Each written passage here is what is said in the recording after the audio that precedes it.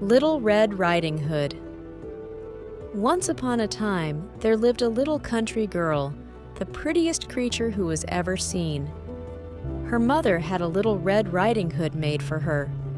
Everybody called her Little Red Riding Hood. One day, her mother said to her, "Go, my dear, and see how your grandmother is doing, for I hear she has been very ill." Little Red Riding Hood set out immediately. As she was going through the wood, she met with a wolf. He asked her where she was going. "I am going to see my grandmother." "Does she live far off?" said the wolf. "It is beyond that mill you see there." It was not long before the wolf arrived at the old woman's house. He knocked at the door. Tap, tap, tap. "Who's there?" "Your grandchild, Little Red Riding Hood," replied the wolf, faking her voice. The good grandmother called out, "Pull the string and the latch will go up."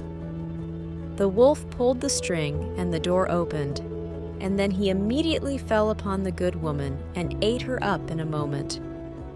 He then shut the door and got into the grandmother's bed, expecting Little Red Riding Hood, who came some time afterwards and knocked at the door.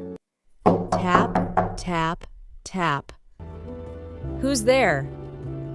"It is your grandchild, Little Red Riding Hood." The wolf cried out, "Pull the string and the latch will go up."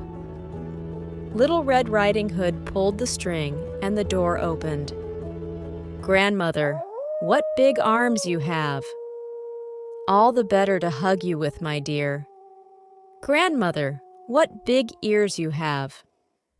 "All the better to hear you with, my child." "Grandmother, what big eyes you have!" "All the better to see you with, my child."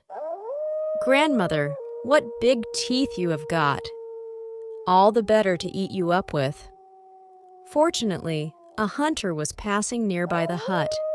He heard the wolf and recognized him right away. He ran over to the window. He took a good aim, and that was the end of the wolf.